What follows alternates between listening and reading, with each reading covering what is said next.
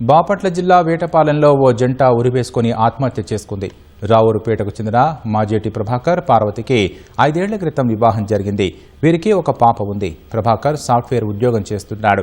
ఇంట్లో ఎవరూ లేని సమయంలో బాత్రూంలో భర్త, బెడ్రూంలో భార్య ఉరివేసుకుని మృతి చెందారు. కుటుంబ సభ్యుల ఫిర్యాదుతో ఘటనా స్థలికి చేరుకున్న పోలీసులు కేసు నమోదు చేశారు. పోస్టుమార్టం నిమిత్తం మృతదేహాలను చీరాల ఆసుపత్రికి తరలించారు. కుటుంబ కలహాలే దంపతుల ఆత్మహత్యకు కారణమని పోలీసులు భావిస్తున్నారు. మాజేటి ప్రభాకర్ అనే అతను సాఫ్ట్వేర్ ఉద్యోగం వర్క్ ఫ్రమ్ హోమ్ చేస్తున్నాడు. ఇద్దరి మధ్యన కుటుంబ కలహాలతో చిన్న పాప ఉన్నాడు. ఒక 13 నెలల పాప మౌనీసులేని ఆ పాపని పక్కింట్లో వదిలేసి ఇద్దరు కూడా ఇంట్లో గొడవ పడుతున్న క్రమంలో బోల్ట్ వేసుకొని ఇద్దరు కూడా సూసైడ్ చేసుకోవడం జరిగింది. పార్వతి హాల్లో, భర్త బాత్రూంలో హ్యాంగింగ్ చేసుకోవడం జరిగింది.